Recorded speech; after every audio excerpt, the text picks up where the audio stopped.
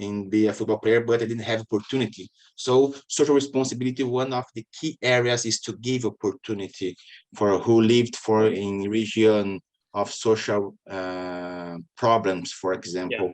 Yeah. So we created a project how to teach, how can I prepare new instructors to teach about football, about life skills. I think so. This is the best thing, the best way is how to use.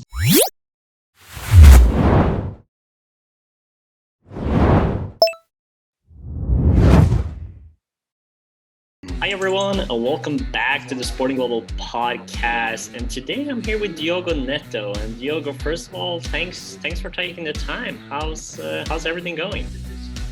Martin, thank you very much for this opportunity. I'm very happy. It's a pleasure for me to participate in this important podcast, and we'll talk about my professional life. Thank you very much for you and for Ana and for Eduardo for this opportunity. Yes.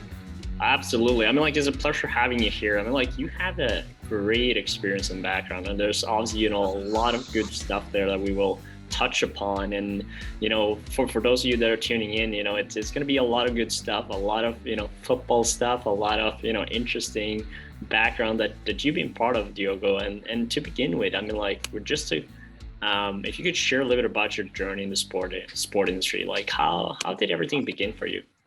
Yes, I dreamed being a football player. I live in Brazil. It's Brazilian, but it's the country of the football. Right. And I always dreamed to be being a football player, professional football player. I trained a lot, but I didn't have opportunity.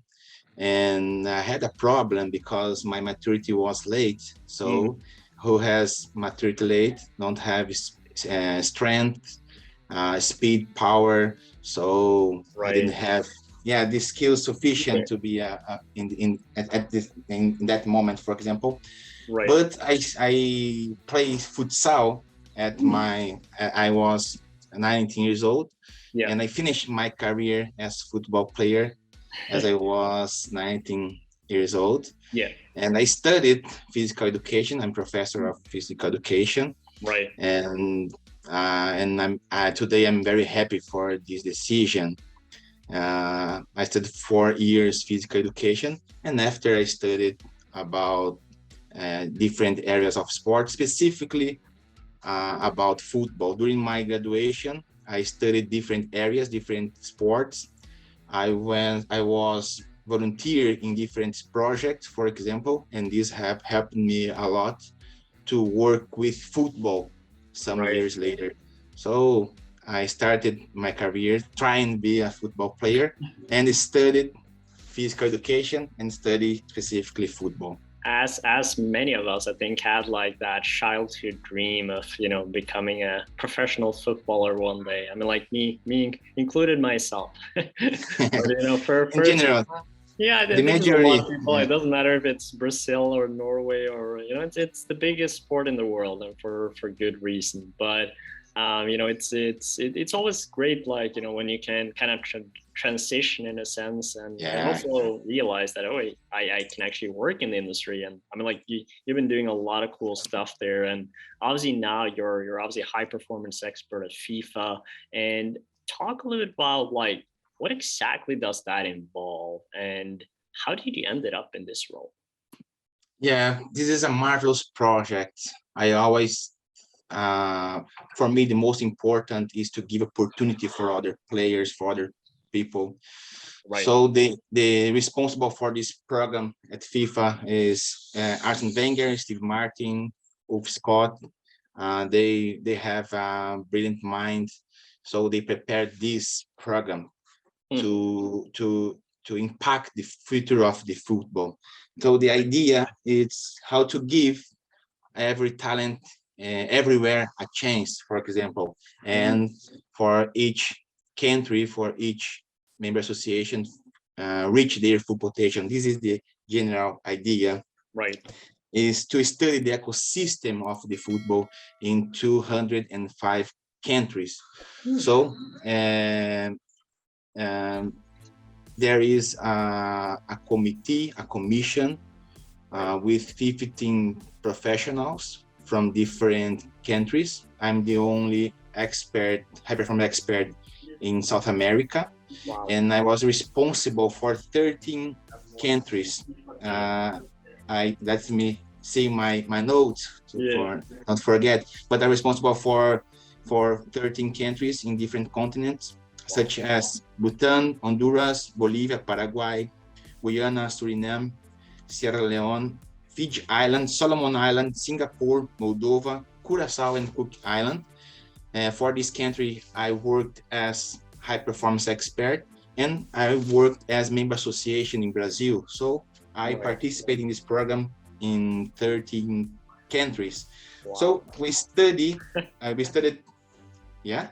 That's I mean, like, there's a lot of countries to Yes. to be responsible for. Yes, but yeah, and together with me, I worked with Karina Barriga from Ecuador. She was a manager in this program, professional, excellent, and we studied the ecosystem of the football in different areas. For example, management and resources, competitions, national teams, talent identification, education, academies, and teams. FIFA hired a company from Belgium called Double Pass to study the clubs and academies.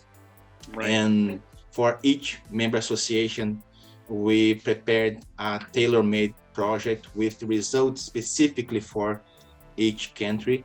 A general report is a print screen of the football, and for each country received a specific report. And the idea is to understand the ecosystem of the football and prepare a tailor-made support program for each member association participant in this program. Right. And how kind of, I guess, what is the length of the project, and sort of like what are some of the, I guess, key aspects of the project you have to kind of like, lay out so people get a little bit better sense of, okay, what is the time range, like how long time, like what are some of the people that you have to talk with, what are some of the processes you have to do. Talk a little bit more in depth on that. Yeah, and you can find this link, you can find this report at the website FIFA. Yeah. And you can study about the talent development process. It's in different countries. So, for example, we talked to different people in each federation. For example, president, general secretaries, directors responsible for performance director, physician, the technical director of the main national team, young system. So we talked a lot with different people, right? And there was an online platform with more than 400 questions. So it was very interesting project. So it's the most important, it's the biggest project about this kind of project that FIFA created at this moment. So and I'm not participating in the next step called talent development scheme, because I didn't apply for this moment, because I was responsible for the COVID test committee at CBF, and I was responsible for more than 100,000 tests for 23 competition. So I was working a lot. There's a lot of testing. Yes, 23 competition, more referees, national team, and so I preferred to do my best in this project, because we should return the competitions. And but I'm very happy to be part of this FIFA High Performance Talent Program. For sure. And I mean, like, obviously, I think we can share the link in the bio or comment section below, and people can take a look at the project and try to understand a little bit more as well. And so, obviously, you're also a Conmebol instructor. Might be, I think I'm saying it right. I hope so. Uh, what are some of the key areas you're instructing on, and I guess like who is the target audience that you're instructing here? Yeah, I have worked with Conmebol since 2016, I think Right. so. So Alejandro Dominguez, the president of Conmebol, he started new projects, new programs. One program is called Evolución Conmebol. It's a program to develop the football in South America. So Right. they created a committee to think about the talent development, about the development of the football in South America. Was 10 people, and I CBF representative in this committee during 4 years. Oh, okay. And yeah, and now I'm working to Conmebol as instructor for different areas such as female football, uh, young football system, and I'm preparing a new project about social responsibility too. And this is the idea. And I always think how to create new project. How can I contribute to prepare new moments for the football, for the future of the football in each area. So I'm working with Conmebol in this area, and now I started working to federation from Puerto Rico in a project about social responsibility. Right. So yeah, I'm starting a new career about international programs, international projects. So it's a new moment in my life. I Awesome. worked a lot in Brazil. Yeah. I prepared new projects, for example, in 24 states. There are 27 states in Brazil, and I implemented project in 23. So now it's a new moment, international moment. Yeah. So I'm working, I'm starting my new company, and I'll have a contract with International Physical Education Federation, Yeah. and I will be responsible for the education department, not for the education department, but about projects, how to prepare new professor, physical education professor in 146 countries. So Wow. it's a big project. Yeah. Absolutely. And I mean, like, talk a little bit about the projects that you're kind of like getting involved now and kind of like exploring, especially on the uh, social part of things. Like, what? Talk a little bit about talk a little bit about like the importance of that and sort of like the areas that you're exploring with that. Yeah, for me, I wasn't prepared to work with social responsibility, for example, projects, Yeah. but I realized that I was working about my personal life, about my history, because I had I want to be a football player. I had dreamed in be a football player, but I didn't have opportunity. So social responsibility, one of the key areas is to give opportunity for who lived for in region of social problems, for Yeah. example. Yeah. So we created a project how to teach, how can I prepare new instructors to teach about football, about life skills. I think so. This is the best thing, the best way is how to use the football as a tool to Yeah. teach about citizenship, for example, about values and other important things for Right. their life. So at CBF, we created a program called Go do Brasil, for example, how to teach about the 10 life skills designed, made by, appointed by United Organization, National ONU, Nation Organization United. This is the idea. So about empathy, about this critical thinking, about creative thinking, about self-knowledge, responsibility. So this is the main point, how to use the football and Yeah. to prepare new citizens. And I mean, like it's a really important part of football and in sport in general. Like it just have that power to be much more than just a sport, and like what kind of impact it has, on people, and how you can utilize, football in this sense, to talk about these kind of issues and help, you know, Yeah, uh, you know, create more activity among people, creating more opportunities. And I think super. sometimes, people forget that in that, crazy money bubble that football also has, with like all the luxury and lifestyle that people see. And so just showcases like the importance of what football can bring and how important it is for people of every kind of angle to utilize that and to utilize football as an entryway or as a learning Yeah, platform in many many areas. So I think it's a really good initiative and something that is very important to talk more about as we move forward.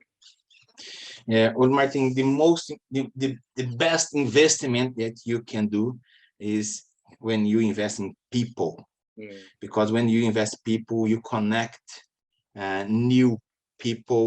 When you have uh, clear about your purpose, and so when you give opportunity for other people. For example, I remember when I created a project called the national team in my city, when mm, the national Brazilian team, uh, for example, will have World Cup qualifiers game yep. in North in Brazil, in Northeast Brazil. I created projects, activities before the game, festivals, workshop with instructors. And when you give this kind of project, you give opportunities for different people. So Mm, sometimes the national team is very far of the people. yeah. But when you use the social responsibility project, you the people can be next to the close to the national team. Right. So the most important is how to impact people, how Yeah. to give opportunity for people, how can you use what you have in your hands to impact, to help, to change lives. So this is the most important.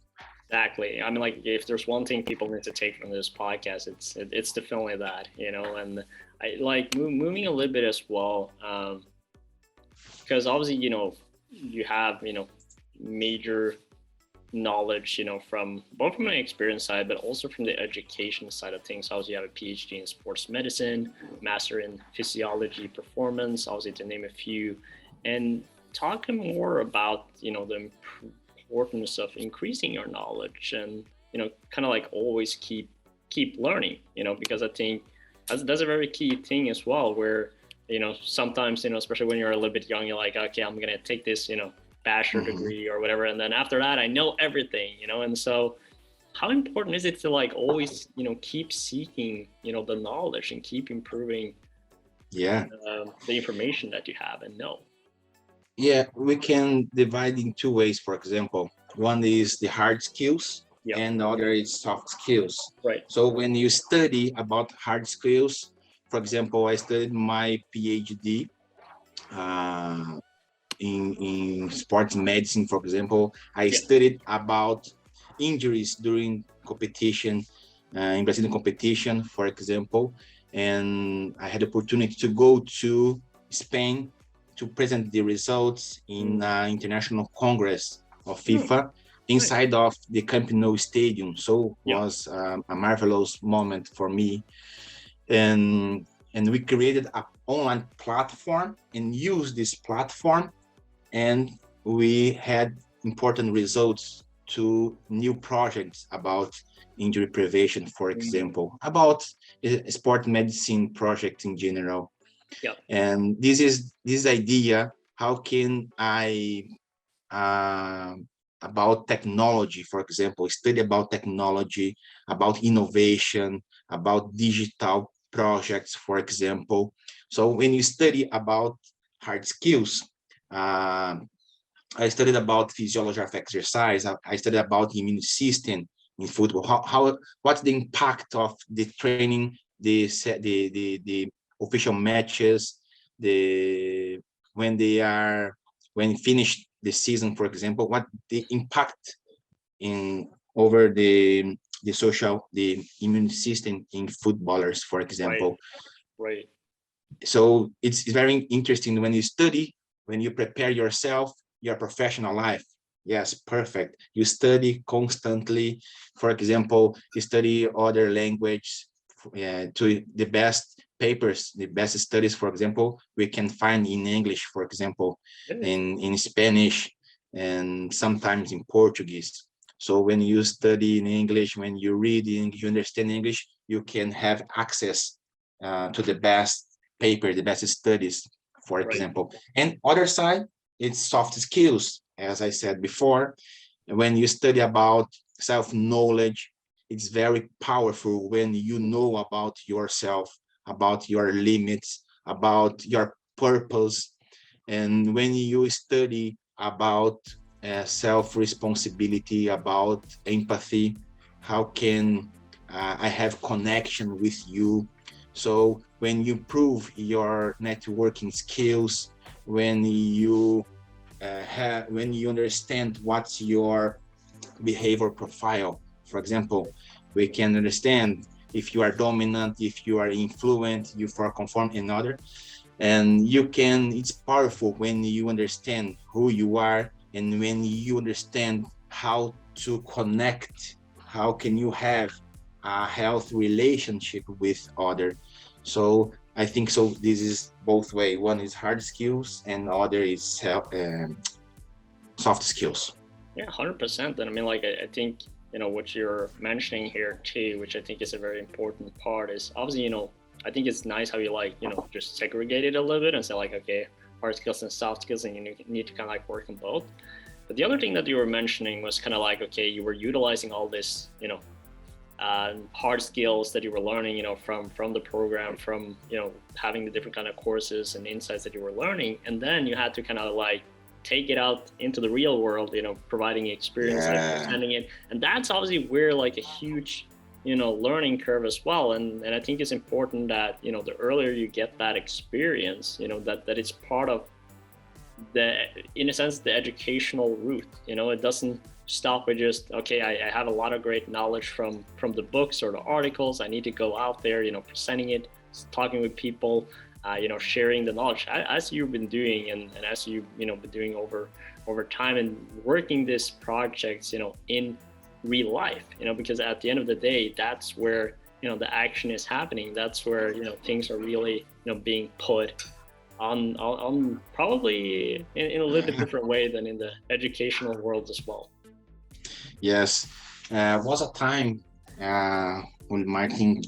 I I thought I realized, for example, maybe 20 years ago, I thought I don't have money.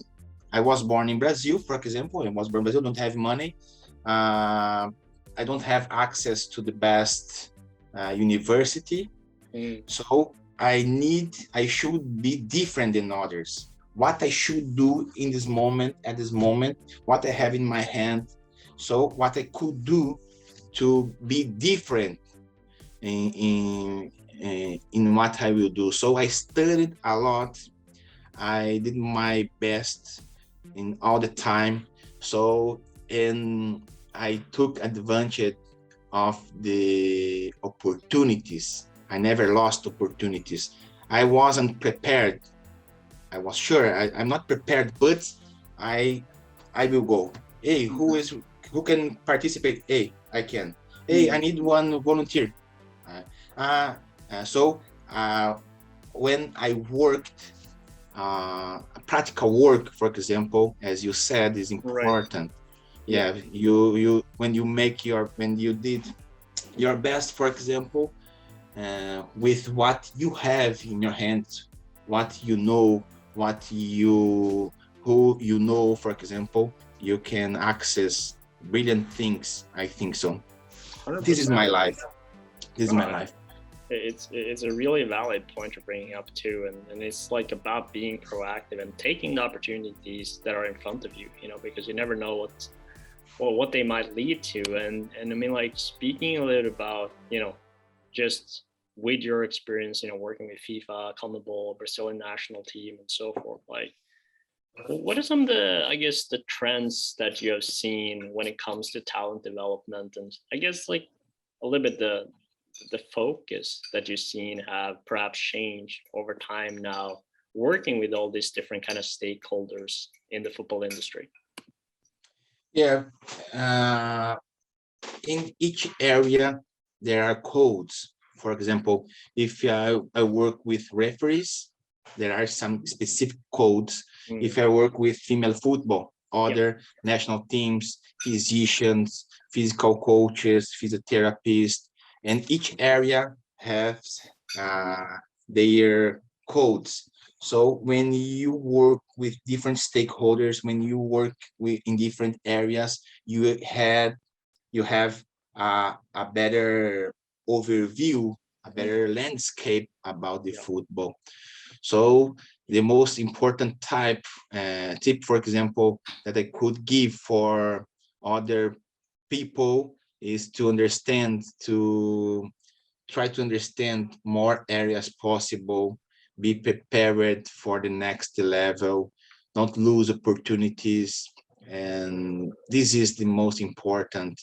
And networking, for example, I've been studying a lot, not about networking. How can I have powerful connection with the Right. other people? For example, what I should do before I I meet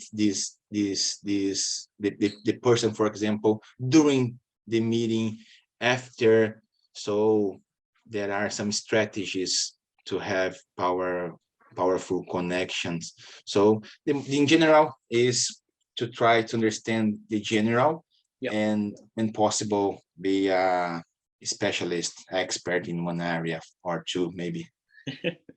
No, exactly. And if you wanted to, like, I guess, talk a little bit more about like those tips, for especially for students though that are kind of like, looking to get a career in the football industry, and working for, maybe some of the leading organizations. You were talking a little about, obviously networking and kind of like, trying to understand all aspects of the industry, and Yeah. what I guess other tips would you like to, bring out and sort of like say, because I mean, like, it's a lot of people want to work in the football industry. It's very competitive, and how do you kind of, help yourself stand out a little bit, I guess. Yeah. For example, I'm 40 years old, Yeah. and if I could give an advice for Diogo Netto, 30 years ago or 25 years ago, I could say, Diogo Netto, go ahead, studied a lot, uh, don't lose opportunity, no, opportunity that you have, go ahead. uh, the world change, so change quickly and be prepared. And most important, I'm Christian, for example, Ole Mhm. Martin, I believe I believe in Jesus, for example, and this Yeah. changed my life. So for me, this is one of the most important advice that I could give. And and and keep calm, because the world, the sport industry change, Right. and one time you will be in a high level, sometimes no, but keep calm and still working, still studying, still being prepared, because the chance will come, so be prepared. I think that's great. I think it's a perfect way to wrap up this podcast, Diogo. And as I guess for those of you that have been tuning all the way at the end, make sure to like the video, subscribe as well to our YouTube channel, and make sure to sign up at sportingola.com to connect with Diogo. Maybe pick his brain a little bit and ask him a little bit about what he's up to and some of the projects that he's working on. Make sure to check the links below. And finally, Diogo, we have a little challenge that we're doing for all our podcast guests that I have to do for you too. It's just part of the What's the challenge? What's the challenge? Yeah. So the challenge is I have to teach you a little bit Norwegian. Norwich language. Yeah, Norwegian, yeah. So with every video we do, we always finish with "Vi snakkes," which means "see you later" in Norwegian. So that's what you have to say. Repeat, please. Yes. Vi snakkes. Vi snakkes. There you go. Good job. All right. Thank you so much, Diogo, and thanks for taking the time. And it was a pleasure having you part of our podcast. My pleasure. Thank you very much for this opportunity. Absolutely.